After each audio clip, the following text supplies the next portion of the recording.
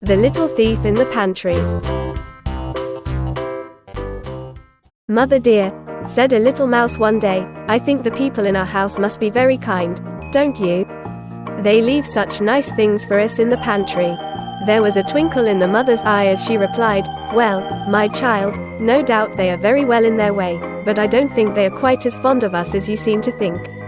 Now remember, Greywhiskers, I have absolutely forbidden you to put your nose above the ground unless I am with you, for kind as the people are, I wouldn't be at all surprised if they tried to catch you." Greywhiskers twitched his tail with scorn. He was quite sure he knew how to take care of himself, and he didn't want to walk after his mother's tail all his life. So as soon as she had curled herself up for an afternoon nap, he crept away, and scampered across the pantry shelves. There was something particularly good today.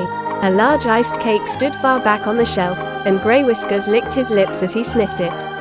Across the top of the cake there were words written in pink sugar, but as Greywhiskers could not read, he did not know that he was nibbling at little Ethel's birthday cake.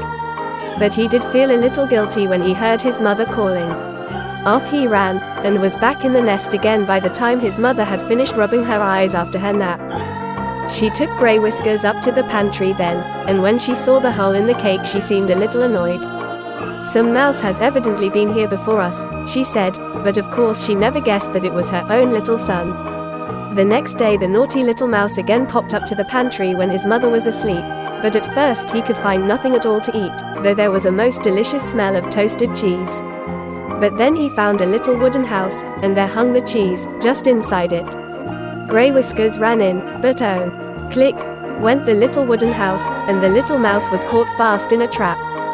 When the morning came, the cook, who had set the trap, lifted it from the shelf, and then called a little girl to come and see the thief who had eaten her cake. "What are you going to do with him?" asked Ethel.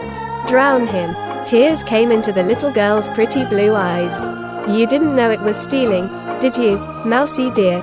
she said. "No," squeaked Greywhiskers sadly, "indeed I didn't."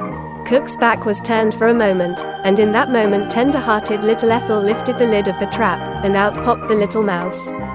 Oh, how quickly he ran home to his mother, and how she comforted and petted him until he began to forget his fright, and then she made him promise never to disobey her again, and you may be sure he never did.